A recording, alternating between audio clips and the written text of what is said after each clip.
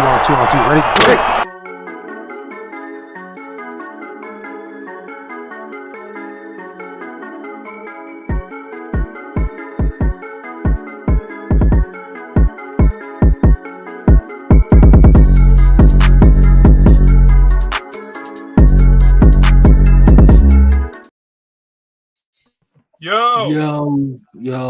Yo. It's Sunday, and you know what that means. It's time for the football frame of mind. Okay? If you're watching, you know what time it is. Okay? So, nonetheless, how you doing? Let's talk about that. No, but let's talk about that. So, I mean, I'm good, man. It's been a long weekend, but we get to come out here and talk about a whole bunch of crazy stuff that's happened over the weekend. A bunch of upsets. You could have swore it was March Madness. We had so many upsets over the weekend. But it's gonna be a great episode, man. Anybody watching, check out the Villain Sports Media Network. Who's providing this episode, as well as checking out all of the other shows on there as well, and checking us out on all major social media platforms: YouTube, Twitch, X, TikTok, all of that good stuff, and you will not be disappointed. Won't be disappointed. Nah, man. Really cool to be here, man. We just two dudes talking sports, man. That's what it is, you know. So bear with me. We're working on our socials right now. We're trying to share at the moment, right? So Brandon, tell the people what they have in store today. Oh man, we have a jam-packed episode. Like we already kind of touched base on a lot of the upsets in college football, as well as some really interesting NFL games that happened today, as of 7, 8 p.m.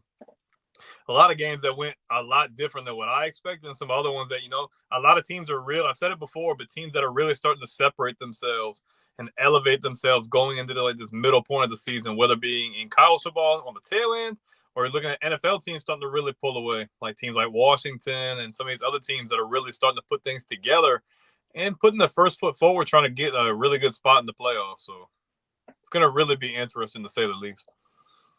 I agree, man. I agree. The upsets this week was pretty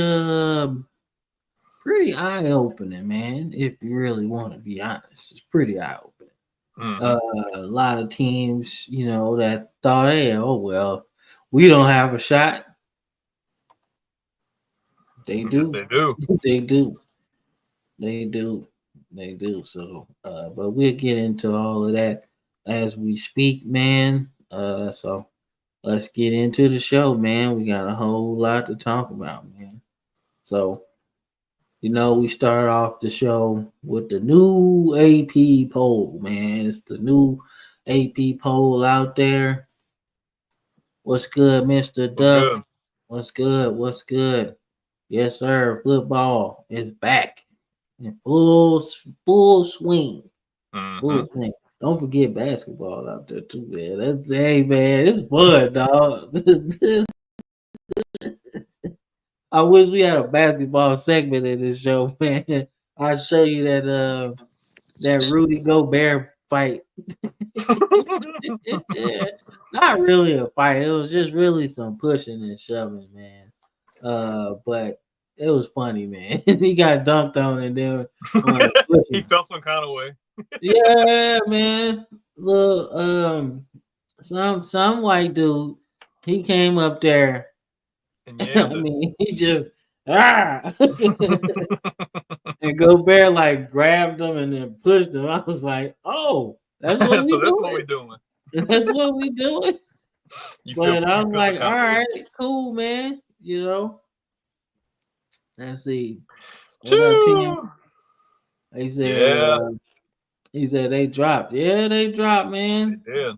Because you gotta think, they already probably don't have the strength of schedule. And that was like one of their toughest games. So, and then they're not ranked either, so they're gonna drop significantly. Because they were like close to the top. They were like 11 or 12, I think, last week. They were high. No, they were top 10, I think, last week. maybe 10th. Then I don't know if they Yeah, were they higher weren't than 10th. higher than that.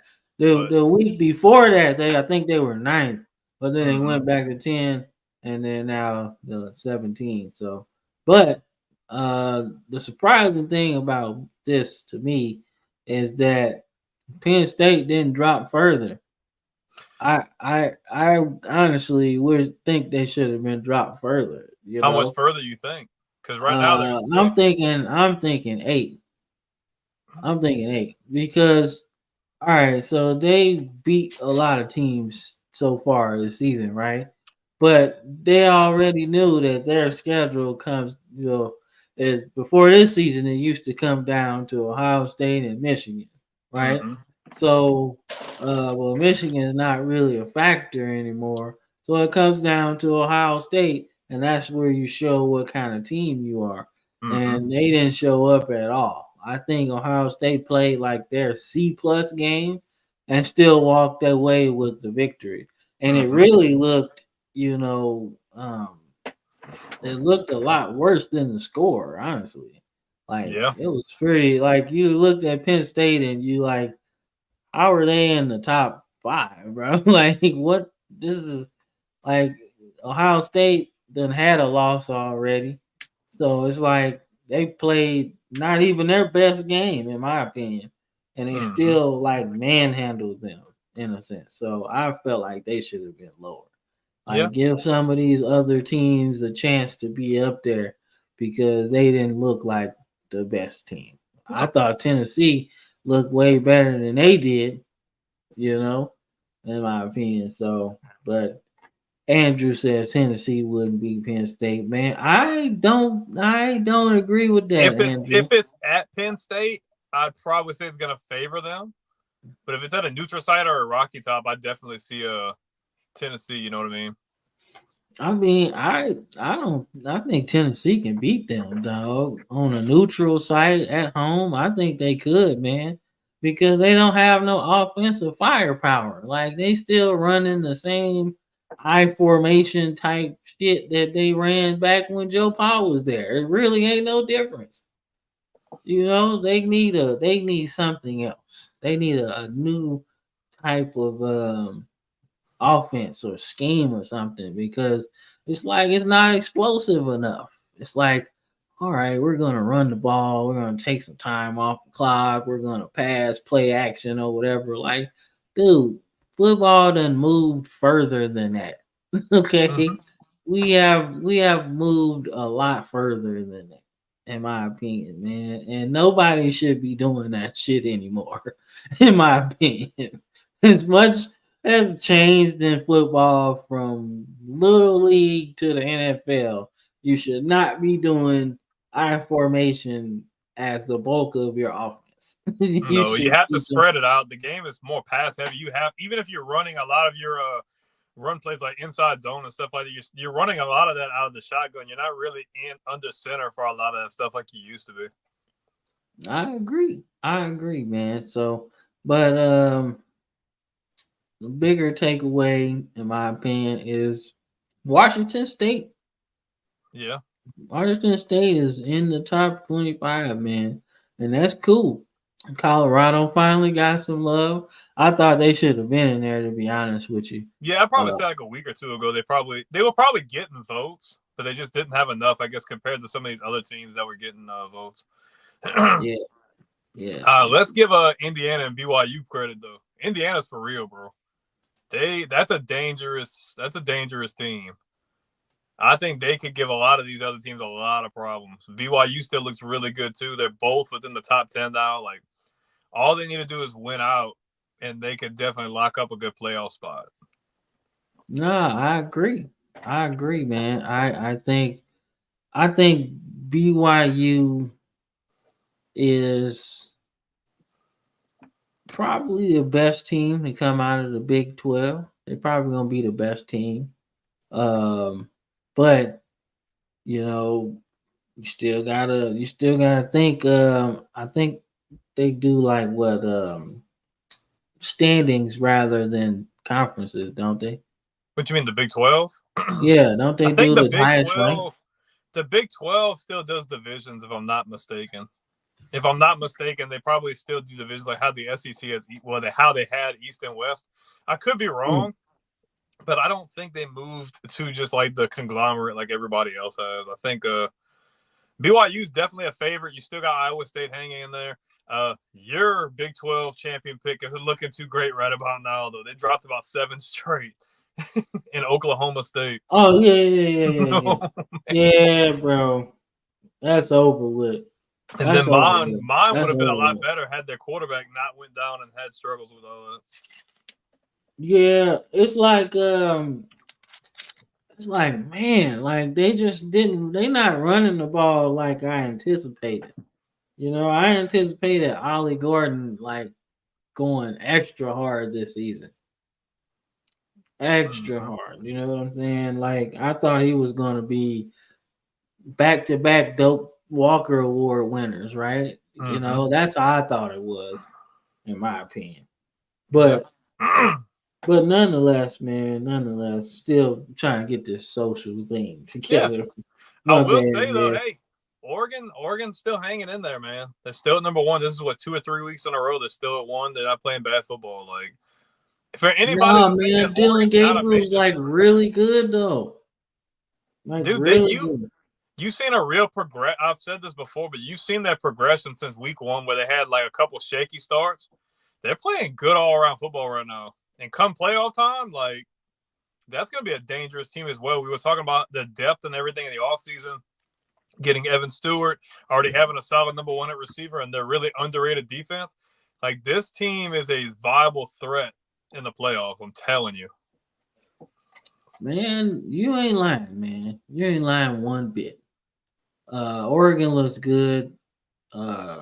Obviously Georgia, you know, is still a thing, but we'll get into those games, man, right now. Let's get into it, man. Let's get into some of the action, man, because we got some comments we got to put out here, man. So we'll start with this game right here, but let's check out these comments, man. No, Florida State had to say. We appreciate making sure his opinion was put out there. Shout out Emily. Shout out to her and Andrew. Awesome. But okay, Florida so they got away with it too, so they changed it. Okay. Florida State's ass. Okay. Like I don't know what happened to them this season, dog. Like even if we said that they were gonna have a down year, you would think it would be like what 7-8 wins. I would have said like worst case scenario 7. Yeah. But I mean, they done lost 7, 8 actually. But Andrew, I give him credit. Like before we started all this season, he's gonna glow. There you go. He said, like, dude, like they lost a lot and they went mercenaries trying to get all these guys in, and once they all left for the draft, like it's done. Acknowledge me. Put the ones up. I mean, they're only 2 wins right now. They might be worse than that. Oh, they're gonna be worse than 4, but they got 2, huh? Or they just have 1. I think they 1-8, dog. Yeah, they're not hitting 4, dog. That's not happening. They're bad, man. You're looking at maybe 2-10, maybe. And what's even crazier is that you don't even know what DJU's gonna do, man. He should have I think he could have went in the draft last year, honestly. I think his stock might not have been a lottery pick, but I think he could have. Yeah. I think he could have slipped into the first round last year with how he played. Yeah, I agree. I think I think that was the highest he was gonna get. Yeah, you wasn't getting, and then the competition got harder. I feel like going to the ACC this year, we knew the ACC was going to be better, but we didn't anticipate Florida State to struggle like that. I knew the FCC would have been better. I mean, the ACC would have been better, but I just think, man, you shouldn't have went back to that conference because it didn't go well for you when you was there. And he probably could have found a Big Ten school. Honestly, they have plenty of options. He could have definitely went somewhere and competed and got the starting job. Yeah, man, I would have went. They had last year. I would have went somewhere. Obviously, hindsight's 20/20, but if I was him and his skill set, I would have went somewhere where the pressure isn't there. Like Maryland? Yeah, Maryland Because they run a or pretty open somewhere offense. where if we win, and it's like, we still got basketball season. You know what I'm saying? Somewhere like that. You know, like UConn or something, somewhere like that, bro. Yeah. Like, I don't know. But nonetheless, man, Miami continues to go on their TCU run. But I tell you the difference between them and TCU in 20, what was that? 21, I 2022? think. 21 or 21? 22. The difference is, all right, so you remember TCU. So for everybody that doesn't really remember, TCU got into the playoffs over LSU and Alabama, right? And some other teams. Because they were the most deserving team. They won, they survived. But we ain't talking about the NCAA basketball tournament, survive and advance. We're not talking about that. We're talking about the luck of the Irish every week, not looking like a four best team. But a four deserving team, they will be in there, right? They lost their conference championship, still got in, beat Michigan. Don't know how, but they did anyway, and got boat raced by Georgia. And we all had to sit there through that massacre, right? So I compare these two teams, Miami and TCU, because Miami has been lucky a lot, right? But, big but, only half of their games have been close, right? Only half. Some have been blowouts, right? But when they get it going, they get it going. They have a better roster than TCU had too, and better quarterback play. Man, they when they hit the gas, they go. Oh, they don't That's take the why foot I off. think that's why I think that they're a real like 12 team playoff contender, right? They are in there because they've shown that they can win ugly. They've shown that they can come back. They can win a shootout. Like what you want, what you want. So I like what Miami's doing. It's really good and everything. So we got Andrew here. He said 4-8, one win. Yep. And then he said 4-8, but you should have took the under, bro. Should have took I the feel like under, man.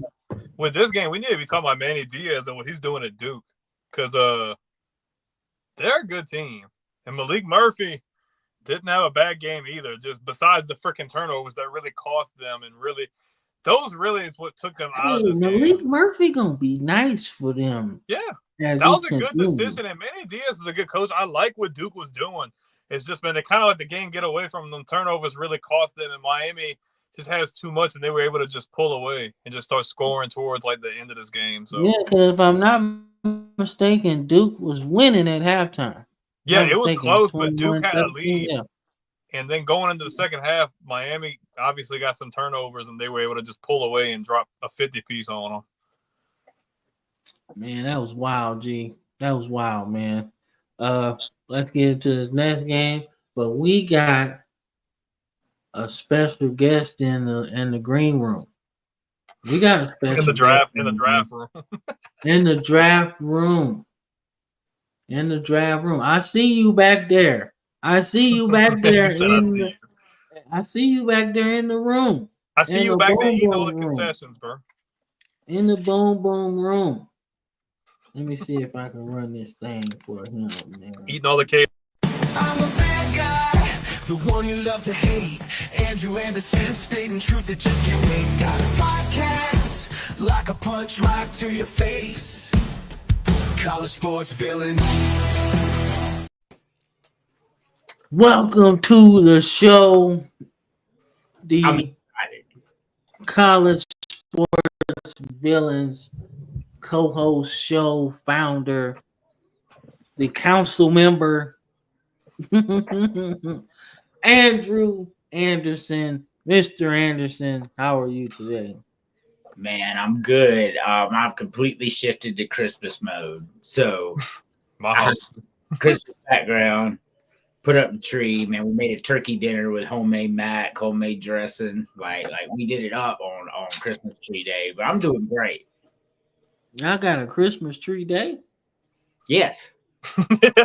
That's kind of dope, bro. Yeah, we make a big Yeah. meal today, mashed potatoes, the whole thing. We put up the tree, put up the stockings. You know, it's an event. Put on some Christmas movies. Heck yeah. First question I gotta ask you, man, before we get into this next game. Is Die Hard a Christmas movie? Die Hard is a Christmas movie if you want it to be. That's the good part about it. If it makes you feel Christmas and it's Christmas to you tradition, then yes, it's a Christmas movie. But if not, if it's not something you've ever done, it's just a really cool action movie you like, well, then it's an action movie. It's okay to have a different opinion on that. I swear, man, that's a beautiful way to put it. But it is a Christmas movie to me. And that matters.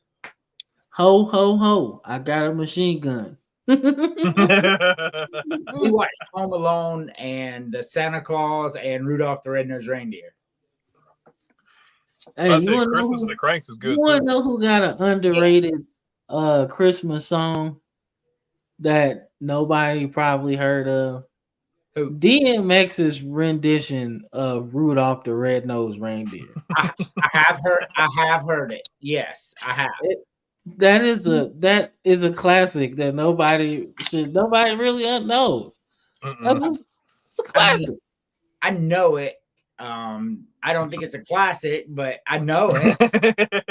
I mean, it's as good as some of the other crap people put out. I mean, no doubt about that. There's some bad. Man, that is a classic because he growled through the whole thing. Yeah.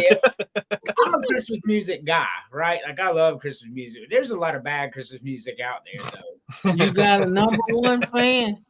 You got That a is- number one fan.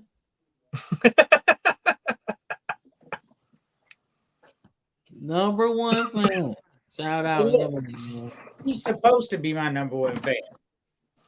Yeah, that's why I said she's number one fan. Now, if somebody else came on and said, "Hey, Andrew, I'm your number one fan," we got a problem.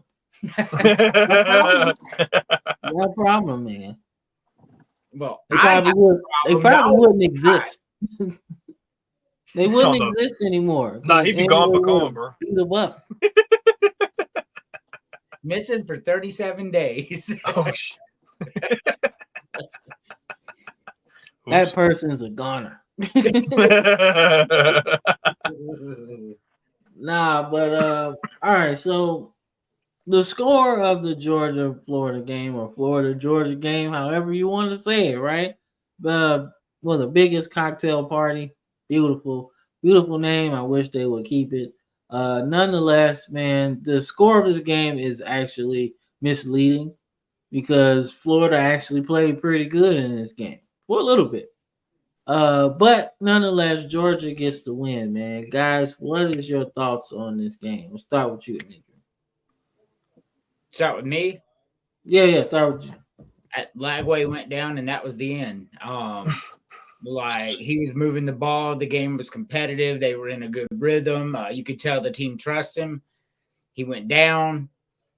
I mean, defense is on the field a lot in the second half, and you just can't leave Georgia's offense on the field that many times. This is going to happen every single time if you do.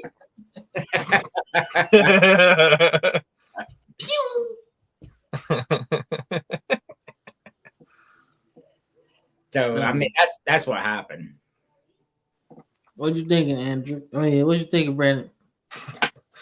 Man, like him alluding to the injury definitely plays a part. But I pose a question back. He stays in there. This game's a lot more competitive. Florida runs the table. Do you think Billy Napier may have saved his job up to this point in the season? Or do you guys think his seat is still hot? Like, do you think he's still on the verge of being fired at this point? I don't think he's on the verge of being fired, but that seat is still hot. He's done enough to show that he's making strides. No doubt about that with the wins and competitive games. But while I say he's going to keep his job, if they were to do something crazy like lose out, that seat would be really, really hot. So yeah. Yeah. I like what they're doing, man. It seems like the Colts, like them finally moving away. Well, obviously Mertz got injured for the season, but you could see the energy and the vibe was a lot different the way they were playing. Yep. Like how you were alluding to, it feels like they believed in him and they felt like he had control of the offense and the team. Like that's definitely something that you have good to look forward to going into next season. Although, like your seat might be hot going into next season, at least you know you have a quarterback who's got some experience in the SEC. He's paid his dues to an extent. He's paid his stripes. Florida might be a pretty decent to good team next year. Like if they can build off of what they're doing and finish out the season strong, they could be a team we look out for coming out of the SEC next year. But So yeah. I mean, Lagway, in my opinion, man, should have been starting from the jump, man. Just simply because I think they might have been able to win this game, right? Even with him having more experience, in my opinion. You know, the more experience a young quarterback gets, the better more times they'll be.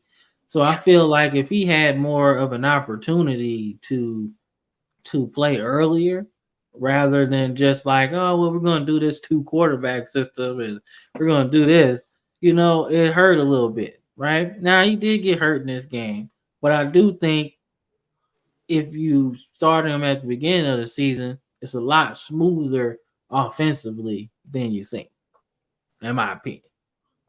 So I mean, they probably would have built a bit more chemistry. I mean, obviously you're gonna develop the passer and running the offense, but I mean, he has looked good though. Like nonetheless, even with that, he hasn't looked bad. Like they've been competitive. They've won games that had we been asked earlier in the season, we probably would have been like, nah, dude, Florida like in hot water and they drowning really fast. But I mean, they've definitely showed a lot of improvement, and I think his development over the season is going to really help them carry that over into next year. So here's a way Billy Napier can guarantee his job. Get bowl eligible. He needs 2 wins. Oh, yeah. So he's got Florida State. That's a win. Florida's definitely one. So they need 1 more. All right. They go to Texas. Oof. They get LSU at home. And then Ole Miss at home. They got to win one of those 3 to get bowl eligible. Honestly, like I could see them. I could see them sneaking one with Ole Miss because I know Ole Miss has looked good, but you guys know the Swamp is a different place to play too, and especially if they're playing confident and he's playing. Like if Lagway's playing, they might be able to steal one at home there, in my opinion. Yeah, man. I think oh man. I think they could they got y'all at home. That's a big difference than playing y'all on the road, right? Yeah. You know, so that's the game I want to watch. That's a really good matchup though. Yeah, that's the game I would think they would have the better chance than Texas. You never know though, man, because Texas has lost before. You never know though. Like I know, I know that though, and Florida has to go to Texas. I don't know. That one would have been on the Swamp. I'd probably give them the advantage, but you have to go to Austin. Yeah. Yeah, like nah, man.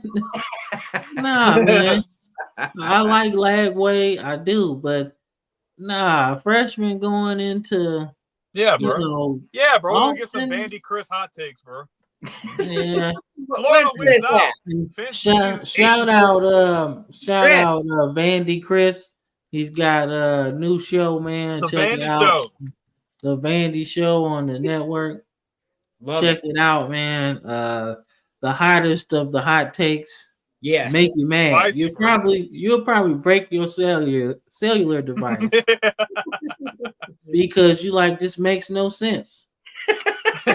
What? He's like those analysts when you watch ESPN on First Take, and you're like, bro, where are you pulling this out of? Do they have the teleprompter telling you this, or are you just like spewing it to make everybody mad? Like, I need to know. Yeah, man, he is in his own mind. Oh, that's why he has his own show. Hey, look, Army is ranked above Georgia in his top 25. True story. And Alabama and LSU and Ohio State. This is the same guy who had Army and Navy's quarterback over Dylan Gabriel, which had Andrew livid. That was so funny. I ain't never heard such nonsense in my life. I'm gonna take Army's quarterback over Dylan Gabriel, who probably finna win the Heisman. Like, that's crazy talk, though. I mean, it is literal crazy talk. You taking Army? Which one of you are taking Army's quarterback over Dylan Gabriel? But that is why he has his own show. Yep. Talk as crazy as he wants. And that's why we all voted for that show. Because Much he can respect, though. share his opinions Yep. with everybody. And y'all can just Even fire us. up them comments, bro. Even us. He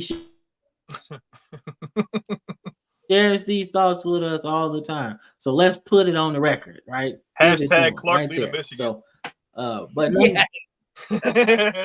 yeah, Clark Lee to the NFL. Taking the man, Carolina I didn't even Panthers. think about that. If the NFL came calling, he'd be crazy not to go. They'd pay him something like $20 million a year. All right, so the biggest game I would say of the weekend, in the college side, turned out to be a knockout, drag out, old school Big Ten type of game, right? But the underlining factor in this game is James Franklin, man.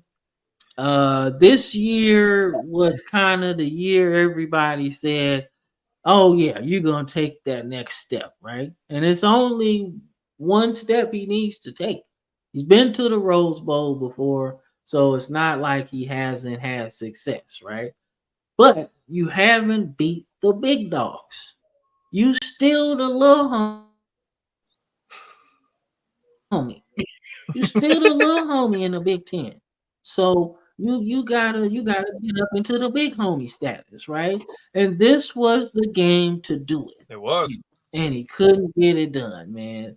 So what is y'all thoughts on this particular game and the future of James Franklin? Man, it just sucks because all three of us were convinced that he was finally going to punch to the glass ceiling. You have no idea how hard it was for me to really put my name next to I got Penn State to win this game. And then I'm looking at the graphics. I'm like, damn, we all picked them. I'm like, Penn State's not a bad team. I'm like, they have to. And it was a home game. I know it wasn't a night game like we said it should have been. But I'm thinking, okay, like they're going to come to play. They're going to rock Will Howard, and they're going to score some points. And I'm bouncing back and forth with the Ole Miss game. And then like this one, I'm like, bro, what is going on? And they just did enough to win, man. James Franklin, I know being a coach in that status, it's hard to get fired unless you're like really that bad. But man, you just can't get over the hump. Like, what is it going to take? Like, where do they draw the line in the sand? Be like, look, dude, we just cannot keep thriving in this consistency of mediocrity. Like, when are you going to get us there or no? Like, we need to know. Like, Nah, man, I get it. I respectfully disagree. So remaining games for Penn State: Washington, Purdue, Minnesota, Maryland. So Penn State finishes 11-1 and they're going to the playoffs. oh yeah, for sure. So we can't really knock James Franklin because like Alabama got 2 losses, LSU got some losses, Georgia took a loss, Texas took a loss. I can't just be like, well, Penn State took a loss from one of the best teams in the country. Fuck them. Like, so I don't agree with that. I think 11-1 and going to the playoffs. And you said that they're old school. They just run the ball. But like they average 190 passing yards a game and 175 rushing yards a game. That's the most balanced attack in college football. That is impressive to me. I think Penn State's the real deal, and they're going to finish 11-1, and they're going to be a high seed in the playoffs, and they're going to be a problem. Like, I really believe that this team is dangerous. I had them at my number 1 for a reason. This game didn't go the way they thought it would, but losses happen in the new college football, in the NIL era. Like, you don't have to be undefeated anymore. Nobody's undefeated, really. I mean, Miami, but, I mean, they haven't played a Big Ten schedule or an SEC schedule, right? Do you think Miami would beat Ohio State? Absolutely not. Like, not in my opinion anyway. I'm high on the Franklin train. That's my opinion. 11-1 going to the playoffs, man. That's good. That's almost as good as you can get. Yeah, it's good, Yeah. but it's just concerning for me. Like, you still can't get past them. I think they can knock. Don't get me wrong. They're not going to be a one and done in the playoffs, in my opinion. I think they win a couple games. But if they run into an Ohio State again, you run into an Oregon, or you run into a Georgia, I don't see them winning those games. I just haven't seen that big statement win that they really needed. There's a game they really needed to win. But like you said, the new landscape, you can lose a couple games and be in the playoffs. I'm just not convinced that they can make a run and go all the way. That's my thing. So here's something else. Another reason I'm not concerned about James Franklin. Do you remember what Penn State was before he got there? Ass. I mean, they were ass, bro. They were under 500. And now he's going to have them 11-1 in the playoffs. I'm high on James Franklin. No, he's a good coach. Not going to fire him or anything. Yeah. It just sucks that, you just really need that win, man. Like that would really help them in a lot of different areas. Recruiting, confidence, like they really needed that. But I mean, yeah, like it's a good problem to it's a have, good loss. I would say. Yeah, it's the best loss you can have at this point. And man. some strange calls too that reverse this, the fumble. I mean, like if they make that call right, Penn State wins this game though, and we're not having this conversation. I don't know, man. I'm high on them. I really am. I think they're a really solid team. Ain't nothing wrong to be, ain't nothing wrong with being high on them, right? It's just like, I guess I'm stuck in the old era where it's like, yo, this game, you lose this game, you out. Like last year, you lose this game, you out. 4 spots last year, 12 this year. Yeah, so I mean, yeah, it's cool to have that, but the mindset's still the same. You gotta beat them. Because now you're gonna maybe have to play them again. I mean, without the strange calls and fumbles, and he drops it on the one. I mean, we're talking the same thing about Ryan Day right now, just in reverse. Well, I mean, we've been talking about that for a minute.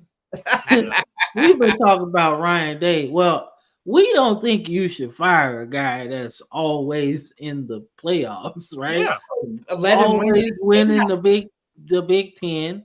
Like he's always in the running for that. They recruit at a high level, and this is his first head coaching job. So you can't really hate on the dude that's done that, in my opinion. I agree. So my thing is for James Franklin is I'm still high on him because he took Penn State, even though Bill O'Brien took them after all of their troubles. He took it to another level, right? Almost back to where they were in Joe Pa's heyday, right? Really good, So I don't know, but nonetheless, I'm waiting to see. I was waiting to see if he was gonna say something. He's like, "What?" Bill O'Brien took them to the Joe Pa. I don't see that, man. No, I don't think he was. No. Bill O'Brien took them over after all the controversy. And yeah, he James took Franklin them. Took over. He took them to another level that got them closer to where Paterno had them. Yeah, like he took it over after all of that, and then James Franklin is now trying to take them back to their prominent days.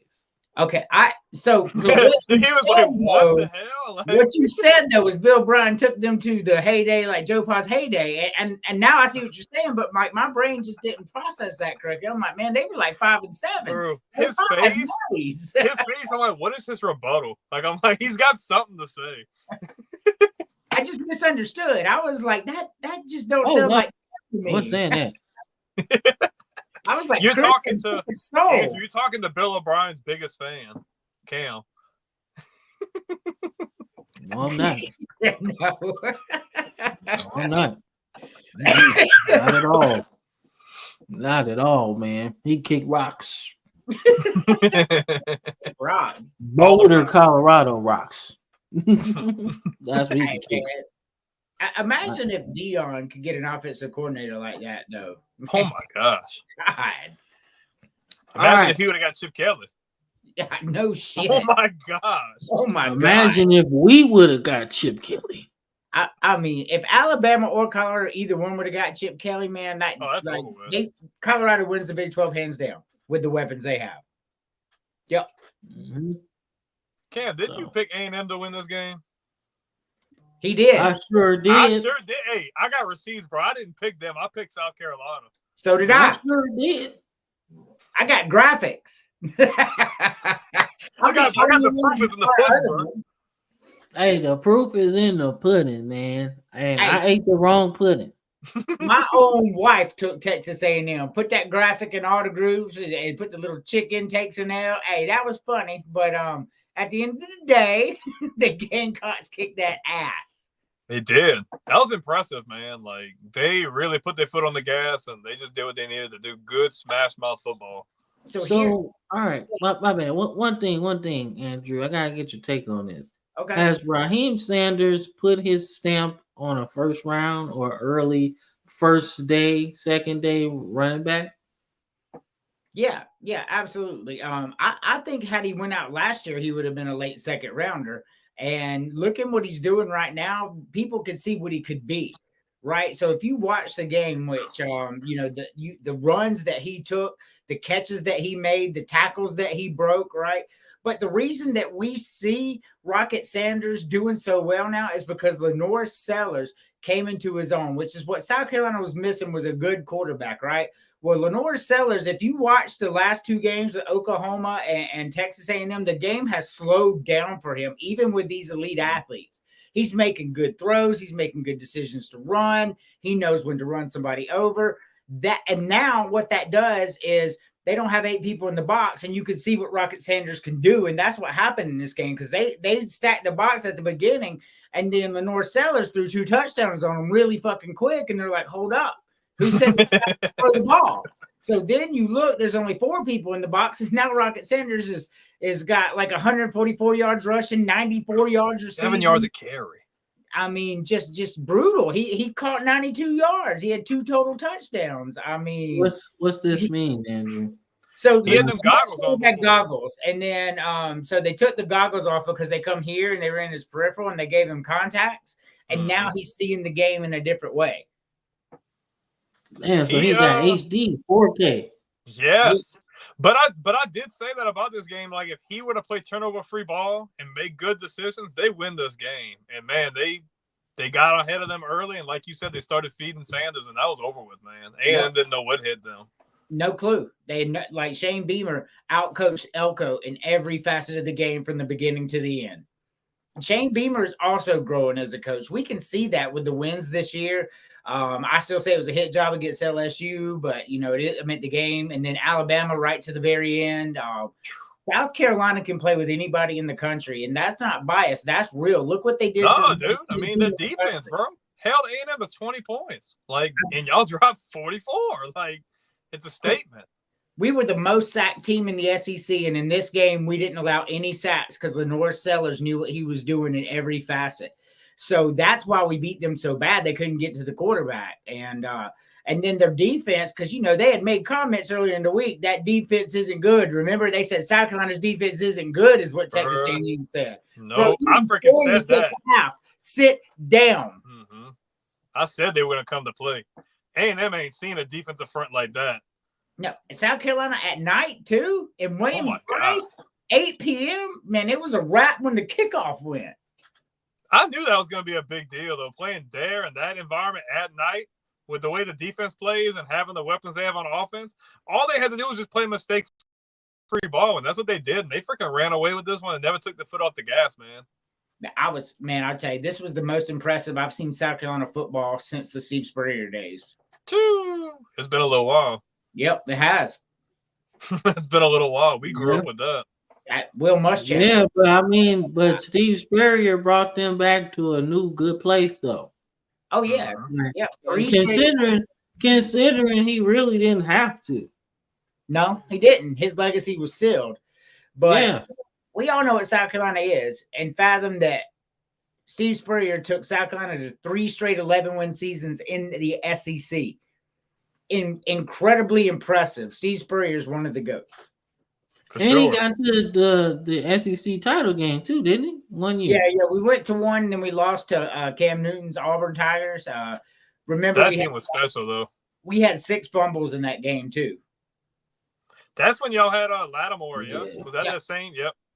Yeah, but Cam Cam was on a mission, man. And you know I don't like Auburn, man, but damn, he was good that season, dog. Hey, look, they must have told him, look, we'll get you a new sun hat if you win this game.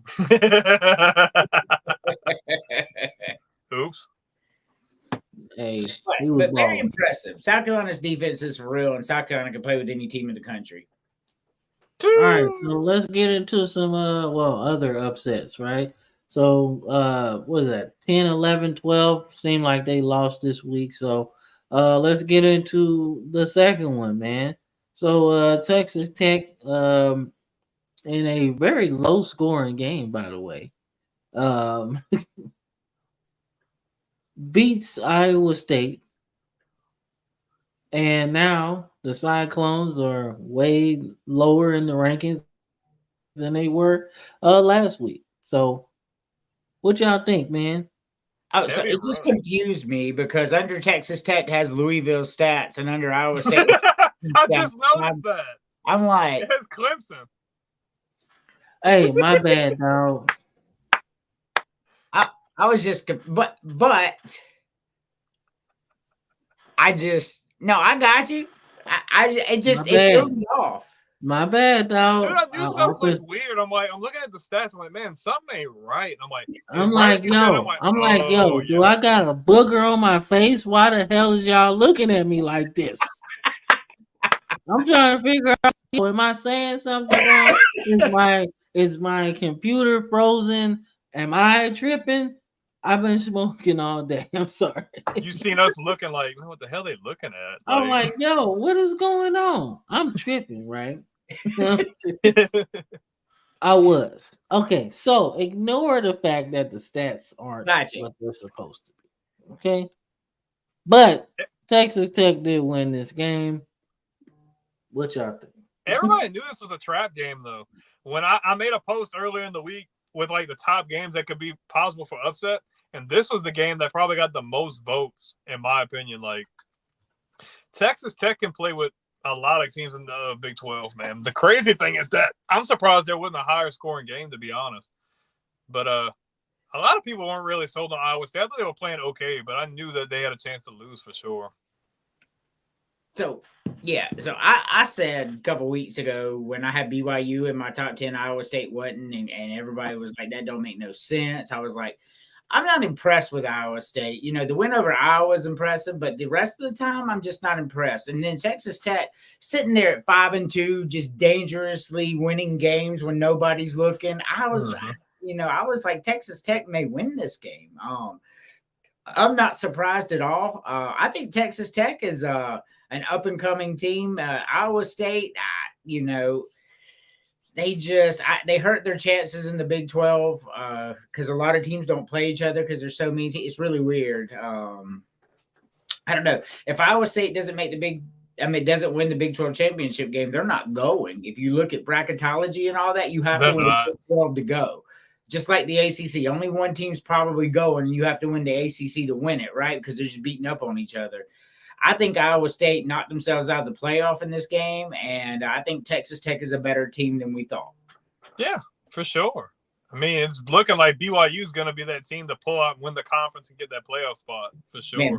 If BYU plays Colorado in the Big 12 championship, they winning. Must see TV, bro. That's going to be a good game. Yep. But I think BYU could win that game. He's having fun. Honeydew agrees. Man, that's good TV, man. Because really, you got an additional playoff because you get automatic bids, right? So all the conference playoff games are playoff games. Man, I just love college football now. I love this 12 system, and then all the conference championship auto bids. Like, this is the most fun I've had in college football in a long time because you're going to see 12 teams compete. This is great. College football made the right decision. Yeah, as long as they don't expand anymore on top of that.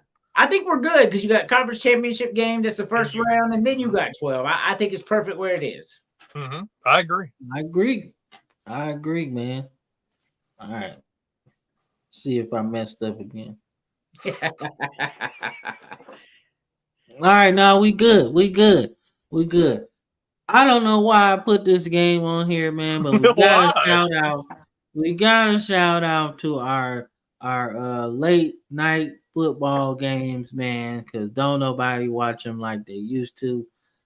Hawaii gets the win over Fresno State, man. Probably didn't watch it, man, but shout out to the Rainbow Warriors, man. Straight So up. so I did watch this game last night, right? So my wife went to sleep, so I went ahead and put this game on.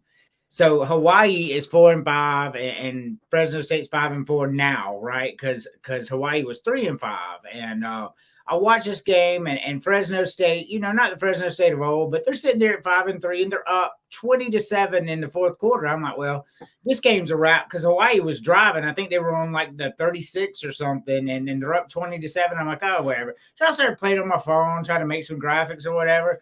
I look up, and then Hawaii scores. I'm like, oh, 2014, okay, but time's running out, whatever. So I'm not even paying. I look up, and then Hawaii scores again. I'm like, holy shit, what happened?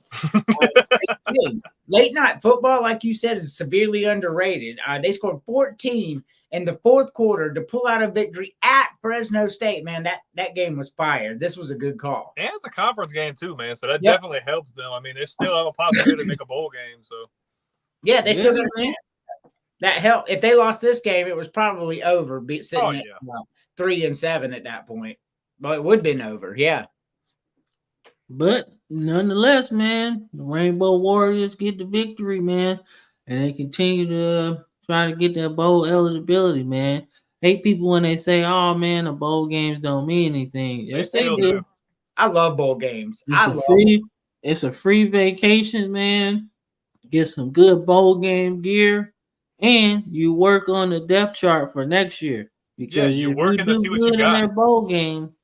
You put the right step forward into starting next season if that's what you're trying to do. You hit the nail on the head. It's a free game to evaluate talent is what it is. An extra practice, extra everything. And plus the kids love it. So you play all year long, you play real hard, you get to 6 wins, and you get a little reward for it, man. It means something. Mm-hmm. They try to downplay it with the playoffs to make it seem like it doesn't mean anything. But these games still make or break whether people keep their jobs, whether people get extensions, whether certain players are going to transfer out, or whether you have players who are going to come in and want to play for you as well. Like these games are still really important. In the middle, hey, look, I'm all for it. Like the only people that should be sitting out bowl games is the people that are no doubt first round picks. And I'm not talking 1 through 20. I'm talking 1 through 15. Because if 1 through 20 can be anybody. Once you get past 15, it's kind of like up for grabs. If you're not, I'm not gonna say unanimously, but consensus, if you're not top 15, you should be playing in a bowl game because it's more film on you. You know, it is. It only takes one team to love you. Yep. In the NFL, one team has to love you, and they're gonna take a shot on you, man. So, but nonetheless, man, that's been the recap. So let's get into previewing next week, man. So we obviously, me and Brandon have a nice tilt to talk about, man. One thing I have to say before we start breaking down this game, I'm glad that the SEC is on ABC because this is the time slot that this game should be in all the time. Mm-hmm. Your best SEC game should be at this point. They should never be at 2:00. That is for the Big Ten, not the SEC. Okay, let me start by saying that, right? So second off, man, this is gonna be a fun game, man. I took some time off to kind of lick my wounds. Obviously, it's been a rough season for me. Okay, I had to lick my wounds, man. Vandy, was death by 1,000 cuts, right? And and then losing to Tennessee was death by 3,000 cuts, right? So imagine what a loss to Auburn would feel like, and you understand how I felt during the kick six, right? Death by 10,000 cuts. So nonetheless, man, been a rough season, man. But due to the action we had this weekend, this game is pretty important. Playoffs or go home. Yeah, yeah. This is put up or shut up, right? So, I'm excited. Um, I don't even know who to pick, honestly, because I don't know what team is going to show up. I'm like, look, I ride with the tide, man, but I'm not confident. Let's just say that. What you What got, you Andrew? got, Brandon? Oh, you want me? No, I can go No, last. it's That's not your me. team. Your Okay. team's playing. Well, sorry. I'm trying to be a cordial guy here. Gosh. It's your Man. team. Yeah. So this game could go any way because both teams are trying to establish a playoff spot right now. Like we said before, this is playoffs or go home. Whoever loses this game is completely out of the conversation. Better luck next year, playoff spot. The fact that it's in Death Valley is a big factor. But both of our teams are trying to establish some more of an identity. You've had 2 losses. We've got 2 losses. Both losses we've had each have been embarrassing and just very anticlimactic. Like, you weren't supposed to lose to Vanderbilt. It happened. Everybody thought that you guys were going to run the table against Tennessee. It didn't happen. First game of the year for us. Shouldn't have lost to USC. Lost to USC. And then you go into a game with A&M where you were riding a high, I feel like, and you weren't ready for them putting that quarterback in, and he completely threw your defensive game plan to the wind. And your quarterback turned the ball over a lot. So both teams have a lot to prove here, but I feel like if there's going to be a game on the schedule this year, the teams are going to want to play the best, and you're going to see really good football. It's going to be this game. Because this is – you cannot make mistakes in this game already. But the place that the teams are in with at stake, or you cannot afford, even the smallest mistake can cost you this game, and you be out of the playoffs altogether. Alabama has things they need to work on. LSU has things they need to work on. I give LSU the edge just because it's a home game, but this game could literally come down to a play or two. This game's going to be a one-possession game. Like, this could be anywhere 3 to 7 points per. Like, I don't think it being anything crazier than that. If you guys are able to establish the run with your quarterback, we're going to have problems. Because we already know he can throw the ball everywhere down the field. I'm not worried about the secondary. I'm worried about what you guys can do if he's got the ball in his hands and he's running. Because we've seen what Marcel Reed did to LSU's defense last week. The thing for LSU that they need to work on, you need to establish the run. You need to establish the run. You need to establish the run. And stop putting your quarterback in these places where he feels like he has to just chuck the ball everywhere.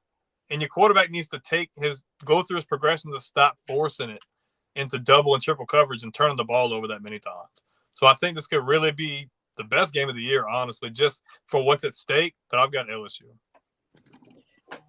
So there's 2 trains of thought with this game, right? So the very first thing I do when I do games like this is I take what I know about the teams and I put them on a neutral field, right? That's because that's going to help you clear your head. So if this game's on a neutral field, Alabama's a 2.5 point favorite right now in Death Valley. Right. They got a 64% chance to win. That's because Alabama, top to bottom, is a better team than LSU. Talent-wise, I think they have a better coach than LSU. The problem is it's at night in Death Valley. So after you make your decision, I think Alabama wins this game by 10 points on a neutral field.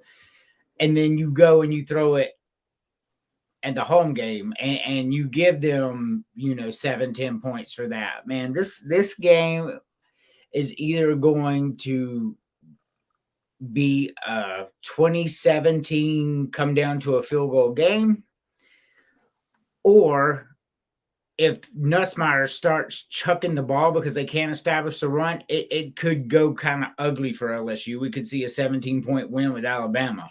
Because Alabama can score real fast. But that crowd's got to be a factor, man. I don't know, man. Like that, I've been struggling with this game since I saw it. My head says Alabama by 2017 by a field goal, but knowing it's at night in Death Valley, I don't know, man. We gonna go with my head, not my heart. Alabama by 3. That's okay. That's not a bad pick at all. Except the fact that Oklahoma is nowhere near number 18. Hey, look, right. Look. This was made before the poll came out, all right? So it's for the viewers to just foreshadow at this point. You've seen the AP poll already, so you know this game is like okay, all right. But nonetheless, first before we break down the game, let's put this in a vacuum, right?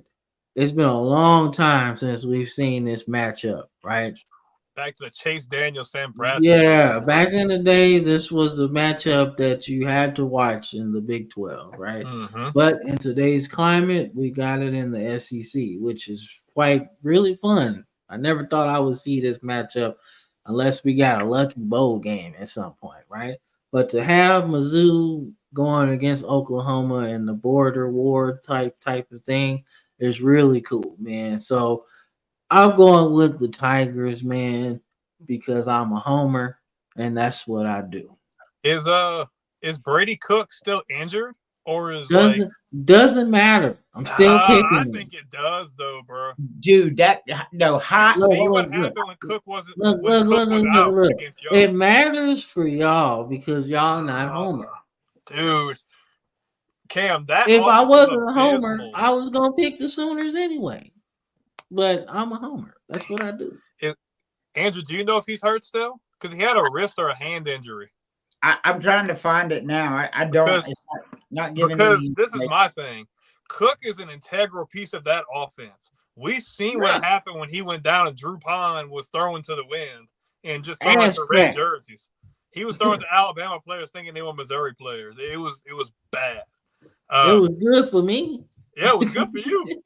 But if Cook plays and he's 75, 80% good to go, I give Missouri the edge here. But if Drew Pine plays, man, like Missouri's gonna have some struggles. Like I know it's a home game, but man, like that offense looked horrible without Cook in there. Ass.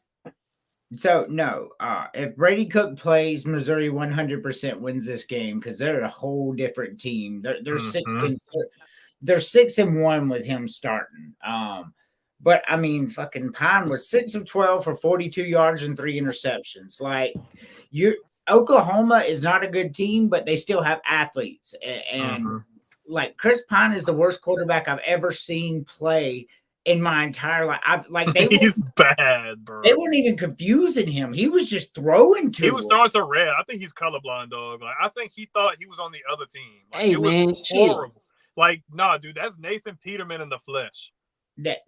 He's bad. He is the worst quarterback I've ever seen play at the college football level. Like literally, based on what he was throwing the ball, it was awful. If he plays, Oklahoma wins this game. But if Brady Cook plays, I'm picking Missouri. I agree with Andrew 100%. Either way, I'm excited, man. I like just the whole mood change. Either way, I'm excited. Oh no, Lane Kiffin's pissy because this isn't going to be a night primetime game. Oh no. Bro, don't nobody want to see y'all get y'all ass whooped in prime time, bro. Let's save this ass whooping for where it's at so everybody can see y'all get y'all ass whooped and then see some real good football at 7 or 6 or whatever, right? Nobody needs to see y'all get y'all ass whooped because that's exactly what's going to happen in this game. Georgia's going to beat them over the head with the run game and then slash them up with the play action to whoever is open downfield. Their defense is going to suffocate Jackson Dart, and it's over. It's over, man. Lane Kiffin will just have to wait another year and see where he wants to go because you know where he wants to go. He probably want to go to Florida, but I think they're gonna hold this one. They ain't gonna fold this hand. They're gonna ride it out with Napier for a little bit longer. But nonetheless, Lane Kiffin is where he's at, and this is gonna be another loss. How big? Hey, y'all tell me. But this is gonna be Georgia all the way.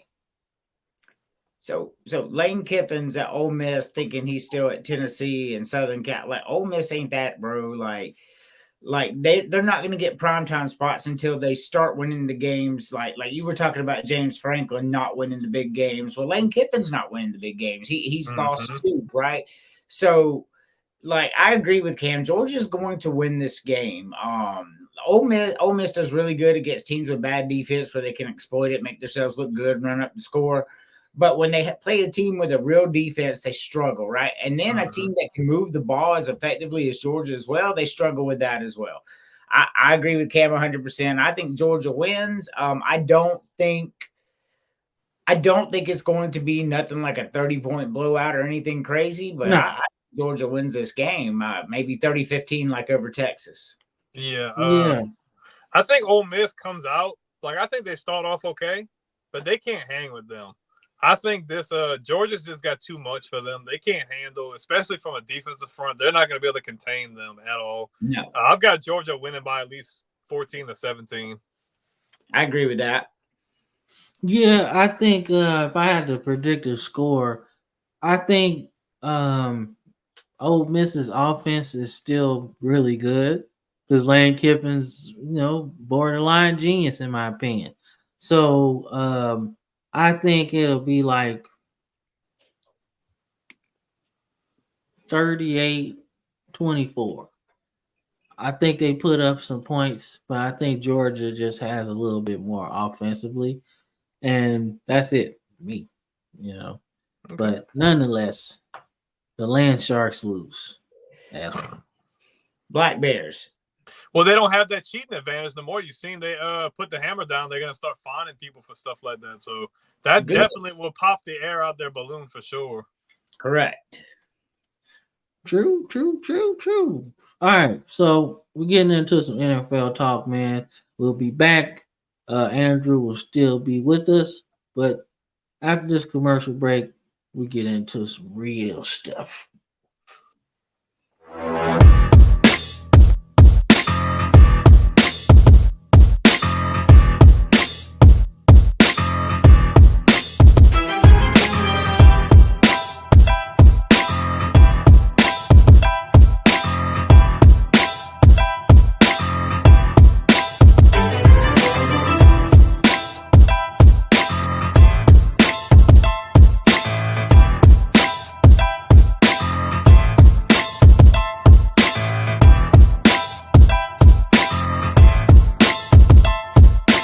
Hey man, I don't care. I'm on this Darnold train. I'm riding with Darnold. You riding with the Vikings? I'm riding with the Vikings, man. Oh man. I'm riding with the Vikings, man. Man, You was talking about taking a bath in the Kool-Aid earlier with the Falcons. Nah, you done. And this gonna play that clip until the end of the season, bro. End of the season, man. You were so shocked that I was rocking with the Vikings, bro. I turned out to be right. Because that game was petty on the 49ers, bro. They was killing them. And I was like, yo, I can't believe I'm so right about this today. Nonetheless, we're back on the football frame of mind with our guests today, Andrew. We are going to get into some NFL stuff, man. So NFL today was actually pretty cool. Nothing crazy. Before we start this, we gotta give our prayers to Chris Olave, man. Took a real nasty hit. Got carted off, man. So they're saying it's a concussion. So we just glad that he was able to move his hands and limbs and stuff like that, man. So but nonetheless, just glad he's okay. At the end of the day, they have lives after that. It's all it's wins and losses in between the lines, but there's a whole other life after that. So hopefully, he can come back and play. But the first thing, I'm glad he's all right, man. So, but nonetheless, man, let's talk about this game here, right? So the Texans are scaring me a little bit, right? They do real good and they look unstoppable. Then sometimes they gotta fight for victories, right? That's just any given Sunday, right? But if we're talking about the good teams, things like that, they scaring me a little bit. Jets get the win here. Jets get the win here, man. And what y'all think, man? It is concerning the fact that they were only able to score 13. I mean, the thing with Malachi Corley was even crazier. I don't see how guys do stuff like that where they just let the ball go before they get into the end zone. But that's a whole different discussion for another day. What concerned me the most was the completion percentage with Stroud. 11 for 30 was a little concerning for me. The Jets don't have a bad defense. Like, it is concerning, but like I still hold on to the fact that I know the Texans have a really good roster, and they're still a really good football team. I think this is a game that you really shouldn't have lost. I think you can use this as film going forward to what you should not be doing and how you can improve going forward. But I still feel really confident about Houston going into the playoffs. Yeah, I don't think we're going to see Houston long in the playoffs. They've taken 2 head scratching losses to me. The Jets, it looked like the Jets were able to run the ball a little bit today and freed up Aaron Rodgers to throw the ball. It looks like what happened and the difference in the game. The Jets do have a good defense. But the Texans, I just worry, like, if you put them up against the Chiefs or the Ravens, like, I just don't see them getting that W in the playoffs. You know what I mean? I think they'll go, which is good because that's the goal. But I'm not as high on Houston as I was 3 weeks ago. And they lack that experience factor, too. Those teams that you said have a lot of playoff experience, and they have a lot more camaraderie. Right. Yeah, man. Frustrating loss, because I thought that, if we're going talent for talent, I thought the Texans had a better team, in my opinion. But nonetheless, our NFC South pick is up. So we got Andrew on here, man. So we're gonna let him lead off with his Falcons whooping some Cowboy ass. So I watched this game, right? So the Falcons did really good. Kirk Cousins had a really good game. They ran the ball really well, which is when Atlanta wins. They have 6 wins now. What you'll see consistently is Robinson up there almost at the 100 mark, and Algier up there at about 25. And then you'll see Kirk Cousins throw for 3 touchdowns, 222 yards. The Falcons are a good team. Once again, though, like when the Falcons, if they have to run up against, say, the Lions in the playoffs, I don't have a lot of hope that they're going to win that game, right? But as a fan, I'm loving it. Dallas scored right with like a minute 52 left to make it 27-21 at that, and went for 2. It was 27-19, went for 2, which was head scratching to me, because if you don't go for 2, then next time you have to go for 2. And if you don't get it, then you can't time because there's only a minute left. They got it luckily, but it made no sense to do that at that point. But either way, right? They go for it. They're there, and they did an onside kick. Atlanta recovers in the game. A good win for Atlanta. Yeah, I agree. Yeah, I agree, man. And it's always good when the Cowboys lose. It's quiet around here, and I like it. Facts. I think we can all agree that Atlanta's obviously the sole favorite to win this division now, right? Yes. Yeah. Yeah, preseason, I thought the same thing with their defensive. I think we all picked them to win the division. I think so, too. All right. So, nonetheless, Brandon, this is your segment right here. So, your Patriots take a questionable L, but I'm really not even questioning it because both teams are ass. So, somebody had to lose this game. I'm just glad it didn't end in a tie. Okay, let's just say that. Yeah. But nonetheless, your team loses. But there's a bigger picture to this. The more losses you take, the higher draft pick you get. And you guys need offensive line help. That and Travis Hunter. Well, you need somebody to protect your quarterback so Travis Hunter can get the ball. Okay? Drake May's got a really quick release, bro. Hey, bro.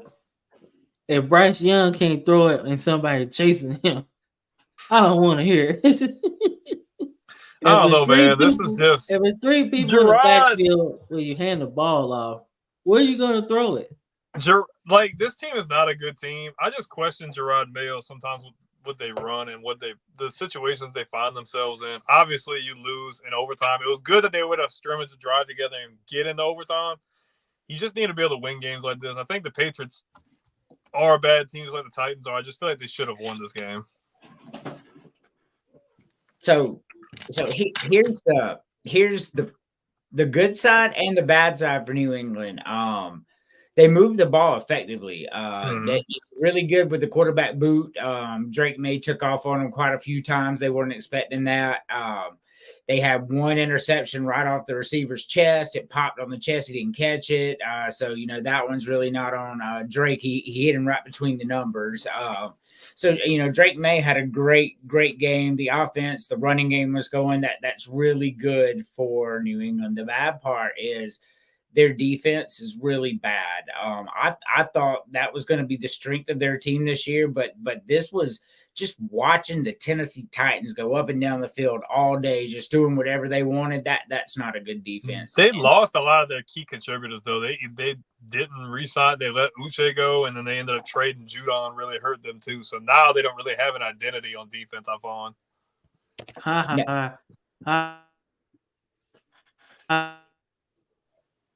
That's what y'all get for Judon was on the Ravens, dog. We didn't hear anything that you said besides that he was on the Ravens. No, man, you went full on Palpatine mode there. He's still on Palpatine mode. Yeah, he is. There you are. There you are. You've been lurking in the shadows too long. That's right. Hey, man. Dude, all we heard was Judon was from the Ravens. That's what we get because Judon was from the Ravens. Well, first of all, F you guys. We didn't And this streaming thing. but that's what you got. That's what you get because y'all stole Judon from us. Hopefully you'll be telling Pittsburgh the same thing for Patrick Queen. Yeah. But they winning right now, so I can't say nothing. Yeah, that's what I'm saying. You're gonna be waiting on that one for a little while. I can't say nothing. I can't say that. They win. That's a bad defense. That's not good. But your offense gives me hope. They were moving the ball. But that defense. I think you definitely need offensive line help. If you could get a guy like Will Campbell or Emory Jones out of LSU, I think that would really help you secure your edge, especially at the left tackle position to where you at least can protect May. But they got a lot more holes on defense too, man. Like they have some hope, but it's gonna be a process to say the least. Yeah, I mean, I would think y'all need a whoa. What's going on there, partner? What you doing? Hold on. There we go. Okay, I'm like, whoa. Hold up, man. That's not supposed to do that. I don't know what happened. I'm sitting here looking at the screen. All of a sudden, we're on the bottom, and I'm like, huh? We all looking like what you did, bro. I know. I didn't know what happened either, man. I believe you. I do too. Oh, shit, man. Nonetheless, I was saying I think y'all need a more athletic tackle. I think athleticism in the lineman is a good thing. I was thinking y'all would get the lineman from Texas, Banks. I like him a lot too.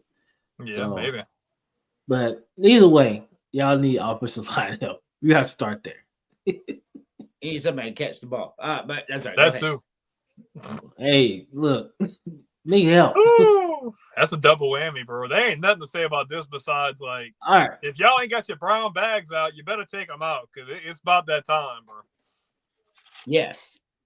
Hey, Andrew's like, yes, you can finally bring your bags back. That's right. Yeah, y'all fighting for that first overall pick, man. Oh man. All I'm gonna speak on this one time and I'll let y'all go. You need to let Mickey Loomis go who's calling the shots because they're always in salary cap hell every freaking year, and it's freaking ridiculous because you can't sign anybody. And two, man, if Dennis Allen should not still be there at all, dude. That's freaking ridiculous. He can't get them out of their own freaking way, bro. Like, there's no reason you should be losing to the Panthers at all, bro. No viable reason. Actually, y'all should. Y'all bad. They are bad, but I'm saying Carolina's got so many holes and they're such a bad team. Like, just talent-wise alone, the Saints should win this game. But the fact that they're just in complete disarray from top to bottom, I think you keep the offensive coordinator. Defensively, you're struggling tremendously. And from a head coaching perspective, it's time to move on and get you somebody new. Did you see what Dennis Allen looked like with the Raiders? Yeah, I agree. I didn't want them to do this. This is a horrible decision. I was like, what are y'all thinking? He was bad there. He was an awesome defensive coordinator, but I guess they thought they were going to build on that. But, dude, horrible decision. That's Mickey Loomis, bro. So is Steve Spagnuolo. He's a good defensive coordinator. Yeah, well, now he wasn't for New Orleans. Or he wasn't for the Rams as a head coach, man. It's bad. God, that sucked, man. God damn, that was so bad. Well, God, that was so bad, man. Steven Jackson ran for 1,600 yards in 3 straight seasons, and they won 3 games. You know, I look at this game. What the fuck, man? And I was watching it with the Falcons game because you can do the split screen on YouTube TV. So here's the thing, like New Orleans Saints were like the Carolina's defense is bad. New Orleans Saints were doing a really good job. They were running up and down the field. Fucking Derek Carr. I didn't even see him throwing in completion. All I saw was completions and a bunch of them. You know, so they did really good. Like the Saints offense was really good. The problem was like they kept giving like their punter would shank a punt, and then you know they get some because Carolina didn't move the ball very well. It was short fields, and they went down and scored. I mean, 171 passing yards and you know 80 rushing yards for the entire game, bro. Fathom that. That's all the yards that the Carolina Panthers mustered and won the game. This is just field position, just bit you in the ass in this game. You gave them short fields. An NFL team, no matter who they are going to take advantage of short fields. That's what happened to you, bro. I mean, you killed them in every stat, offense, defense, everything. But just little things like shaking a punt, going for it on 4th down, didn't getting it. Those things come back bite you in the ass, man. And then the Panthers took advantage. And now we're talking about how fucking bad this. I mean, like we could say, well, you know, as soon as Derek Carr comes back, we'll be back to what they were. Played this game the Panthers. I didn't think that at all. They're not a good team, bro. No. But it starts with coaching, bro. Coaching's horrible. Yeah. I mean, how do you beat their ass on offense, defense, and screw up and still find a way to get shot in the butt, bro? Correct. They moved the ball. I mean, like if you didn't watch it, it was just one completion after another, handoff, 6-7 yards every time. It was crazy. You shouldn't be giving up 23 to Carolina. Their offense is horrible. Yeah, agreed. Bad. And then Leggett got hurt again, didn't he? Yes. Like they have nobody. Deontay Johnson's not there. Adam Thielen, I want to say, is hurt. Like what is going on? Like, oh my gosh. Yeah, we got that Deontay Thompson, baby. I'm excited, dog. But we still need help on defense, man. Speaking of Deontay Thompson. You mean Johnson? Thompson. Like how you were saying Sam Arnold or Aaron Darnold. Aaron Darnold instead of Aaron Darnold. It's Sam Rogers. Sam Rogers. Mr. Rogers. Like, bro, what are we doing? Hey, he had some nice ass sweaters though, low key though. Hey, all I'm gonna say is like they were getting hype on Bo Nix and y'all popped their balloon real quick. Oh my god. Yeah, man. Y'all popped that balloon quick. This was an ass whooping, and I enjoyed every minute of it. Because how we lose to the Browns last week. And then y'all clapped the Broncos' cheeks. So the Broncos just got they just got the boots. Wrong to place, ass. wrong time. Yeah, they got boots to ass, man, and that's just what happened, So nonetheless, Lamar continues to look like the most valuable player again. And this ain't running, bro. He been passing his ass off. I think that's a perfect passer rating, and he's done that 4 times in his career. So yeah, wild, wild, man. Derrick Henry doing his thing. Zay He's looking to be Flowers is offensive player of the turning, year at this rate. bro. Zay Flowers is turning into a one, and it's interesting to see how the game has changed. Because remember back in the day when me and you was growing up, the one was a 6'4", 200-pound guy, right? Big body and like Randy Moss, Calvin Johnson, Andre Johnson kind of guy. Yeah, your one was always big. Possession Now big it's guy. like the one is Cooper Cup size, Steve Smith, all of those guys. Like they're smaller guys that really dominate the game now, man. And Zay Flowers is good, man. So the Broncos had to take this ass whooping. But that's okay. Because Bo Nix, even though he didn't do that well, um, he's still one of the best rookie quarterbacks this year, hands down. Yeah. He's been really good throughout this season. And if I'm not mistaken, the Broncos are 6-4. Am I right? They're That's it? 5-4. 5-4. 5-4. My bad. My screen's dirty. Sorry. Nonetheless, man. What y'all think, man? I said my piece. The Ravens look good. They just had too much, man. Baltimore just run, and throw at Lamar. I mean, the real test I just want to see is when y'all make playoffs and y'all have to play in these playoff environments. I want to see if y'all defense is going to progress and get to where they need to be by then. Because offensively, y'all can do whatever y'all want.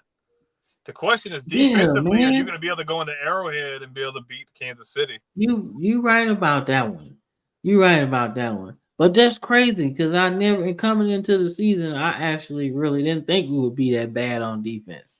I thought we got like some losing Queen was a detrimental. That was a big loss. Right, detrimental. But knowing how we've been on defense for the last 25 years, I'm like, yo, as long as you got one good linebacker, you can just, put another one next to him, right? He can tell him what to do. But nah, that's not the way it worked. That's how it works on Madden, though. But nonetheless, it hurt a little bit. But I thought secondary was going to be the question mark. But it's actually the front seven. It's actually the problem. So, but can't win with the front seven being bad. It hurts the back end and vice versa. So, but nonetheless, you're right. You're right. I don't agree with you often, but you're right. So yeah, what?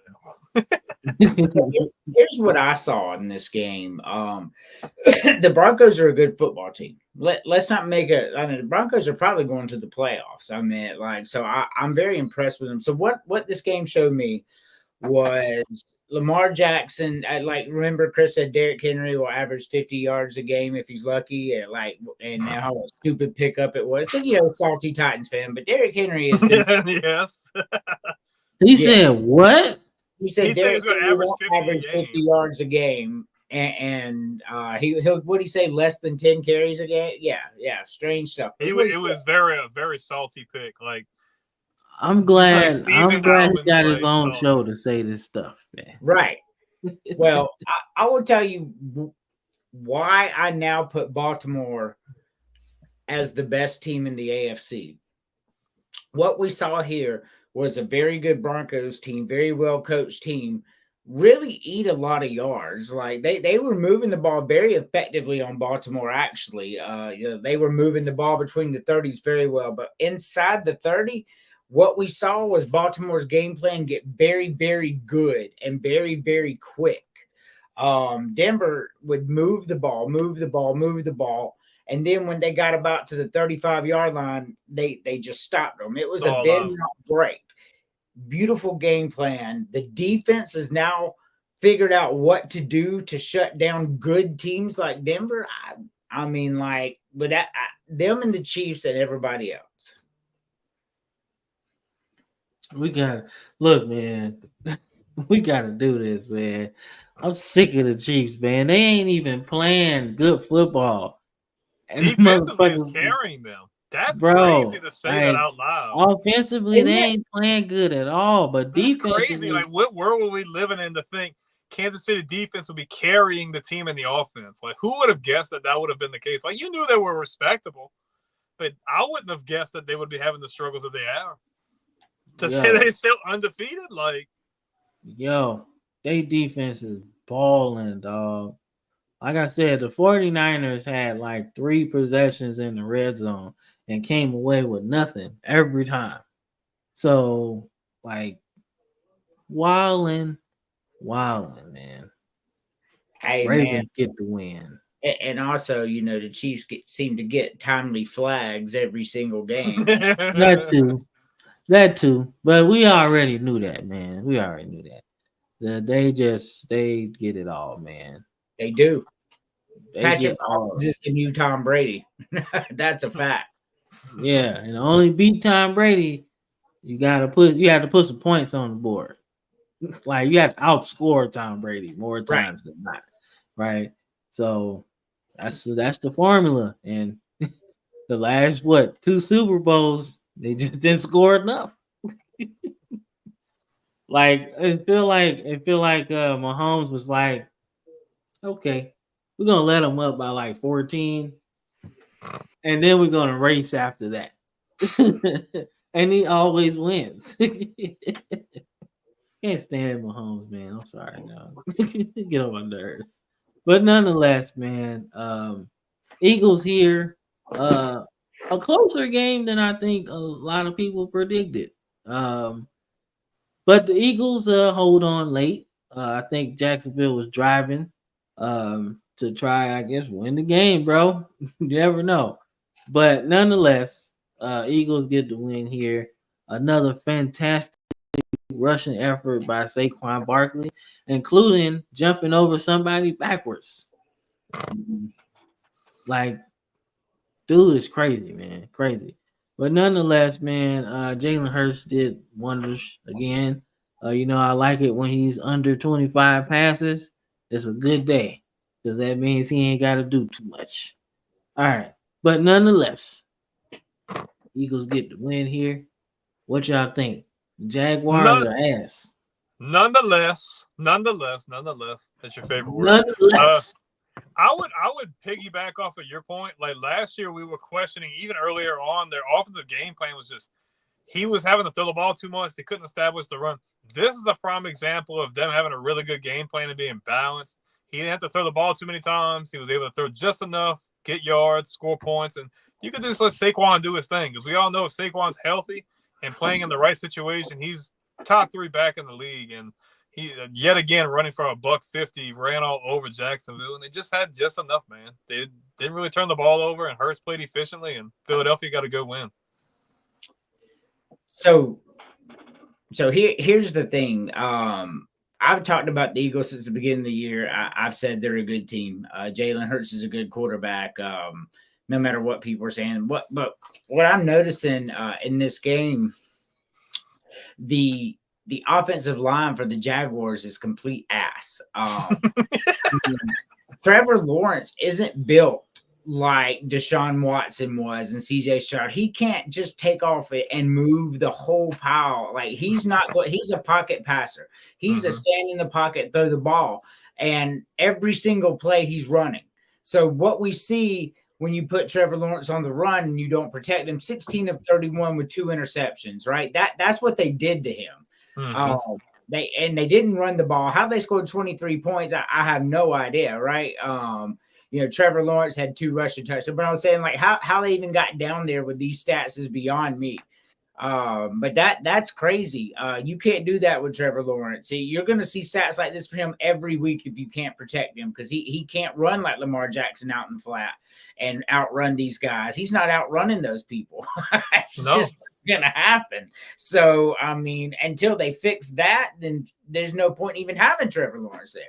He can't play to his strengths, man. You know the guy can throw him in a bucket anywhere on the field, but if he keeps getting rolled out, like not everybody's like an Aaron Rodgers. Not everybody's like these guys who you said that get rolled out the pocket and that's where they thrive, thrown across their body down the field. He's not that guy, and it sucks because he's not a bad quarterback, and he got paid a whole lot of money. But if you can't protect him and put him in positions to score points consistently, you're going to be in trouble.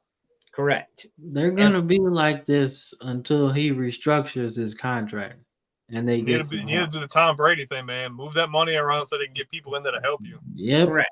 that's they're gonna be like this until he restructures his contract. So they just might as well get used to it in Jacksonville because he's gonna get his ass kicked. Yeah, Saxonville, Wow. but except they're not the ones getting the sacks; they're giving them up. Yes, and a lot of them, and a lot. Yeah, that's what I'm saying. So you're gonna have to ride it out, man, because this isn't gonna be a good team for a minute. But Mhm. nonetheless, they won. They lost. Eagles win. So we'll see. But the Eagles have to they're gonna have a problem with Washington, man. Like it's gonna be fun games between those two teams, man. If we're Mhm. talking about NFC East, like it's gonna be fun because they're not going nowhere. They match up really good against each other, and Washington's got a good front seven too. So Yep, they do. They do. The Eagles got a good team, period. yeah, So I just don't know if they're ready for that quarterback because if Daniels gets hot, that's going to be a really good game. he looks like yo, he ready. Like he the one. Like out of all the rookie quarterbacks we've seen this year. Oh, he's him. Yeah. You know what I'm saying? Like Mm. he's good, bro. Like good, man. So they picked the right guy. Nonetheless, we are going to predict next weekend, next Sunday. So this matchup right here, you know I'm rocking with Baltimore. What y'all got? So listen, the Bengals have quietly won 3 out of the last 4 games. So the season turned around in a loss for the Bengals, and it sounds funny, right? Like, what do you mean it turned around? So the Bengals had won a couple games after losing to the Patriots and a bunch of strange things. They put a couple wins together, then they played the Ravens. And they played the Ravens to overtime and lost that game by 3. Well, they have since won 4 out of the last 5 games, or 3 out of the last 4 games, quietly, right? Because they were 1-4, they're done for. Well, now they've won 3 out of the last 4 games, and they took Baltimore to overtime. This team just became dangerous. That's a fact. The Bengals are now dangerous. Look, I mean, because what happens recently matters, and this is a scary team. I'm going to pick the Ravens to win this game, but I'm going to tell you right now, if the Bengals beat the Ravens, they are a dangerous team. Probably the most dangerous team coming up, just based on what they've done over the past 4 games, and if they can beat Baltimore, split the season series with them, and turn their season around, whoo. Boy, we'd be talking something special about the Bengals, but give me Baltimore, by a touchdown. I think the importance of first meetings are really important, especially the fashion that they lost. They didn't lose by much, and it seems like they've really put things together. Baltimore's playing really good football, but I just feel like nobody's completely unstoppable. Like anybody can lose on any given Sunday. I think the Ravens are definitely heavily favored, but give me Joe Shiesty, man. Give me the upset. I think he's got something to prove. I think the Bengals are a dangerous team. I don't think they win by much. Give me the Bengals by 3 if he's healthy. No. I mean, I just gave you a whole segment of how I think Baltimore winning 3 out of the last 4 games and 5 out of the last 7 with a close loss to Baltimore, a team that I just said is one of the 2 Baltimore. The Bengals are good. I agree with you. Like, me picking the Bengals to win this game is not like outside the realm of crazy talk to me. But I still like Lamar Jackson's Lamar Jackson, bro. Give me the Ravens.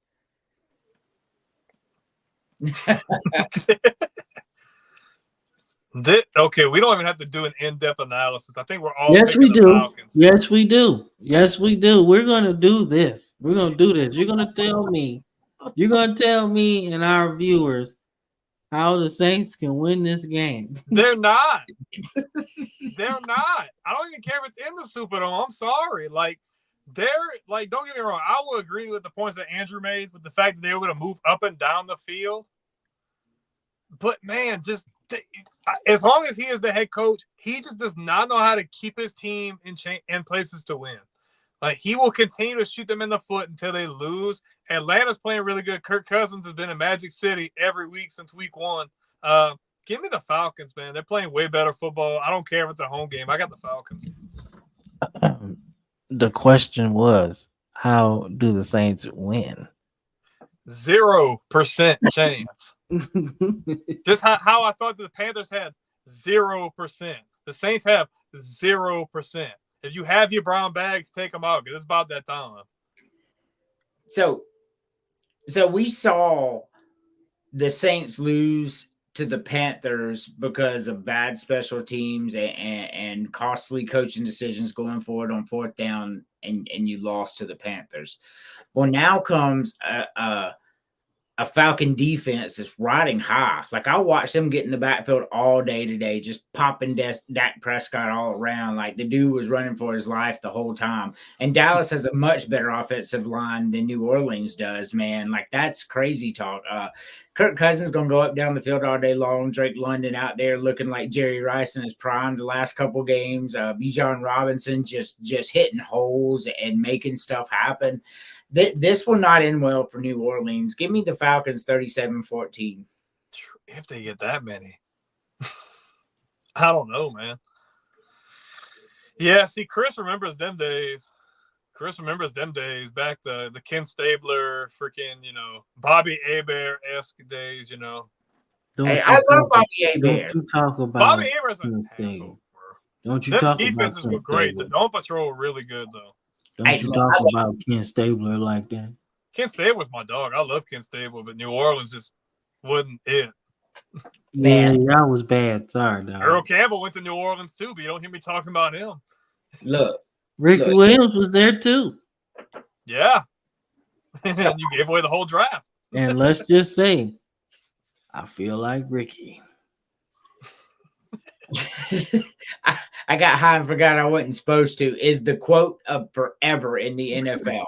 And they asked him what happened. This dude literally on national TV said, I got high and I forgot I wasn't supposed to. I'm just 4 games.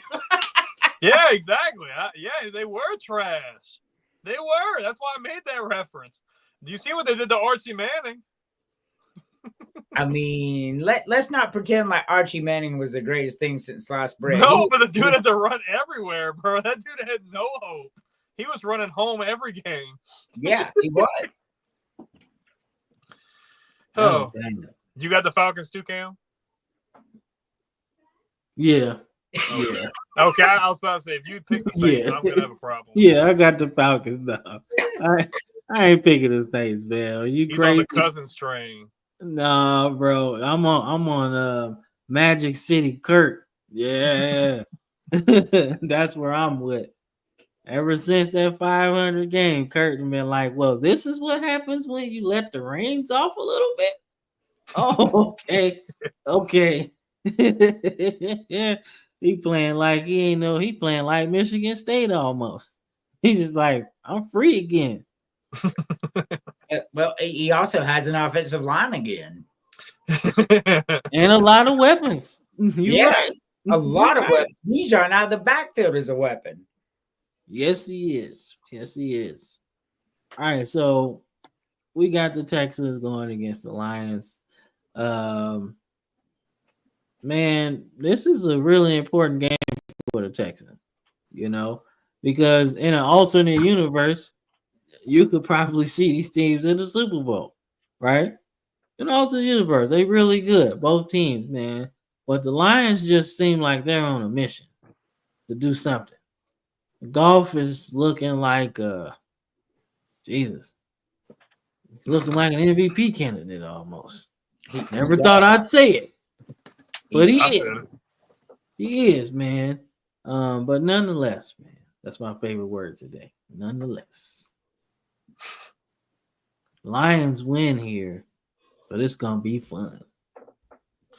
Yeah, I've been high on Houston. I love CJ, but that loss last week still does concern me. Detroit just got too much, man. They just have too much. I think Houston's still a really good team, but I'm going with my Super Bowl pick, man. Give me Detroit, bro, by at least 14. Yeah. So what we saw with the Texans today. Oh, that's right. Yeah, They Diggs is did out. lose Nico and Diggs. Damn. So they That still is- got Tank Dell.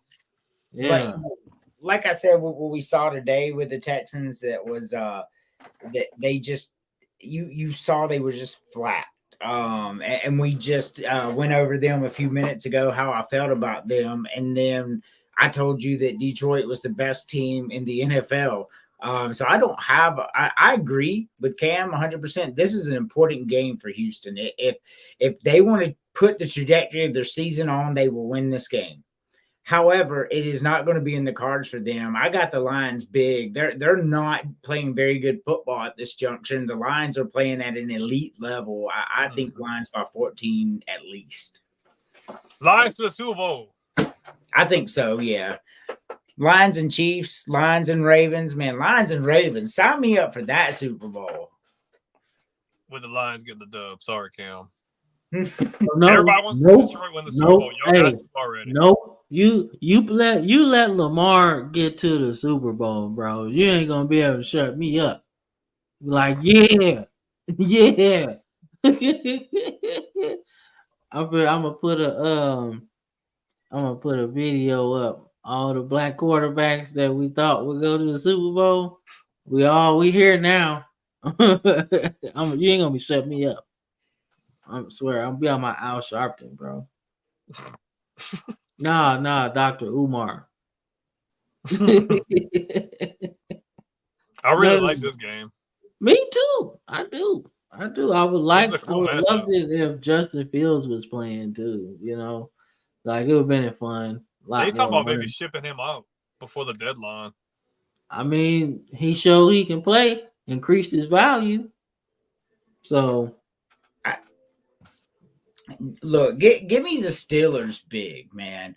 This smoke and mirrors Washington team, man. Like, look, let's look at the team they've beaten, right?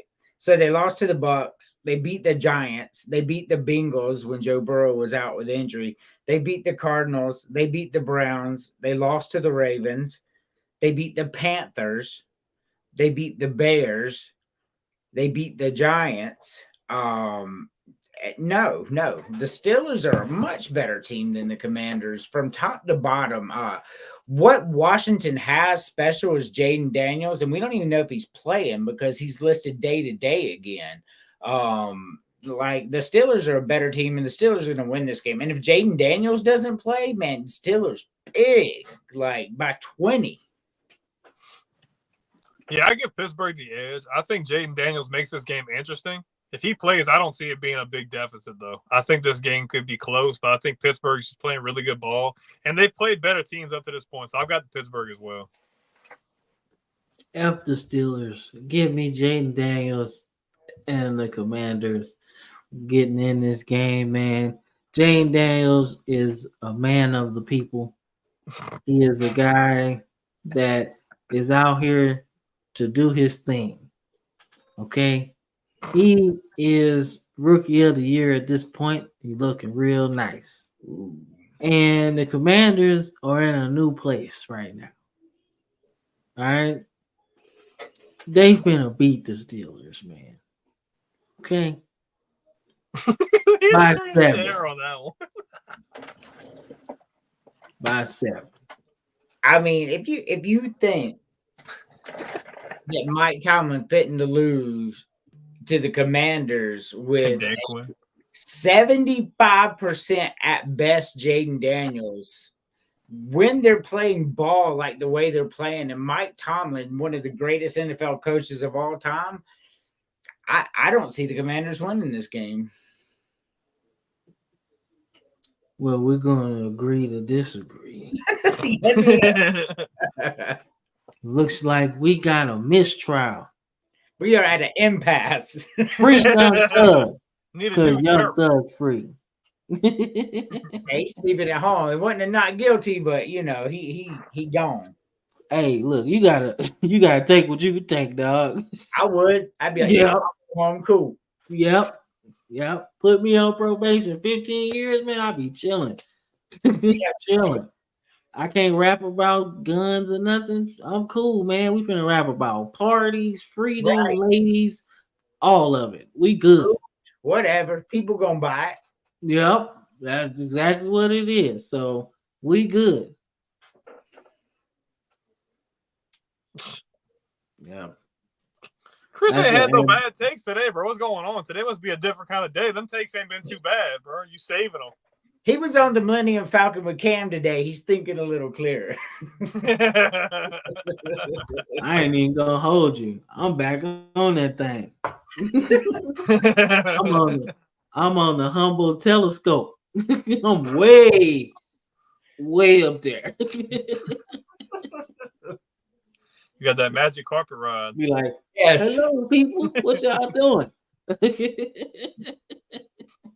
Nah, man. But it's been a great show, man. We reached the end of the show, man. So we're gonna get our last thoughts, final thoughts, man. Going into this week of football. What you got? You want Special me? guest, what you got? Oh, all right. We got a lot of good NFL football next week. I'm really excited about LSU, Alabama. But selfishly, I'm more excited about South Carolina and Vanderbilt, specifically because me and Chris, Clap them cheeks. right, because of our friendship. But at the end of the day, I'm looking at this objectively, right? So Texas A&M brought in their running quarterback. And they went there and they thought this is what it's going to be, right? And that guy's fast and he is good. Diego Pavia is 5'9", and Vanderbilt's offensive line is not as good as Texas A&M's, man. Those are all 5-chip recruits over there, big boys. South Carolina is going to be on Pavia like they were with Texas A&M from the beginning of the game. And Lenore Sellers has figured out how to slow the game down and make good decisions. Does not bode well for Vanderbilt's defense either. So I'm looking forward to that matchup. I think South Carolina wins. But what I'm most excited for, like the new rankings come out tomorrow, the very first college football rankings, and I'm excited and I can't wait to talk about it Thursday. Yeah, Thanks for having me. that's gonna be fun. Yep. 12 teams up in there. Like, oh, who in that first initial rankings, man? Because Texas A&M was in the first one ever, and they ain't been back since. So maybe they'll be in it this time. We'll see, man. Yeah. But what you got, Brandon? Man, we've been waiting for this game all year. All year. We've been waiting for this all year. But now Cam's kind of like, we win, we lose. I don't know. I don't care. I've been high as the sky. You know, we win, we win. We lose. I'm still hyped, though. Like, this is the game of the year. Right now. It's make or break, man. It's a make or break game. I think it's going to be tension's going to be really high. And Vanderbilt's going to get their ass. Yeah, they're going to get clapped. South Carolina's defensive line is going to rain terror on y'all quarterback. I think it's time to humble y'all a little bit. And you know how we were predicting those games that they were going to lose, that skid they're going to go on? Well, this is where the skid starts. And it's not going to get any better from here, their partner. So, yeah, I got South Carolina in that one, too. Yep. By 21 or more. All right, so I'll start my final thoughts, man, with something vulgar. F Auburn, man. Agree. F Auburn, man. You had one job. One job. Now, people didn't expect us to lose to Vandy, but there were a lot of people that thought that y'all was going to lose to Vandy. But y'all had one job to make these guys go 5-7, so I can really talk shit to Chris about this kid. Now they get another game because they bowl eligible. Woo! F Auburn. Can't believe it, man. But nonetheless, on a positive note, the Ravens are looking good. I'm excited to see more of Lamar Jackson passing the ball, man. I've been really impressed. It seems like he's taking the next step in passing. It seems like every year since he burst on the scene at Louisville, he's gotten better at passing every year. And it seems like he's continuing to grow. And we'll see how he goes into the playoffs, man. But I really like what the Ravens are doing, man. So that's my thing, man. Let's see what Chris got to say. Yeah, they gonna. Okay, I got really excited for you, and I was really hype about the takes, but now you done. Now he done woke up. He was in hibernation. Yeah, he done woke up, South man. Carolina gonna put him back in hibernation. He ain't on the planet I'm on right now. Let's just say Not that. anymore. He done sobered up. He's in a ditch. Not me. Anyway, No, sure not. nonetheless, man. All right, before we get up out of here, man, Andrew, tell the people. First of all, we have always glad to have you on the show. Let's start there. Second of all, tell the people where they can find you. Specifically College Sports Villains on the Villains Media Network, which is man, just a bunch of good people. A lot of good content. They're very excited about the alliance and the council. I love where this is going. You can find me on X at USC Fan 981, TikTok same at USC Fan 981, and man, I'm just it's very good. And you can find us always here on Football Frame of Mind as well. Unless, man. All right, man. Brandon, what you got before we get up out of here? We appreciate all the people watching. If anybody's still watching, thank you so much. Even Chris with his crazy picks, we do appreciate the feedback and the crazy takes you have, man. But anybody who's been here, thank you for watching. If you like this kind of content, don't forget to like the video, smash the comments. Don't forget to subscribe either. And definitely check out that logo in the top right-hand corner for the Media Network, man. Bunch of really cool shows. We touch on football, basketball, wrestling, all of that good stuff. Check them out. We got all their information. Make sure to subscribe to them as well. And man, we're in the heart of it. We're in the heart of it. We're living it up. We're having a good time. But definitely don't forget to like, comment, subscribe to all the channels, whether it be social media platforms, YouTube, all that good stuff. And definitely, it's gonna be a good time. All right, man. Couldn't have said it better myself, man. Before we get up out of here, gotta give a big shout out to Megan Lease, Emily, Tim Klein, Terry, Mo, Chris, my wife, Andrew, and Mr. Duff for liking the video today, liking the show. So big shout out to those people, man. And this is a Football Frame of Mind. We up out of here. Peace. Peace.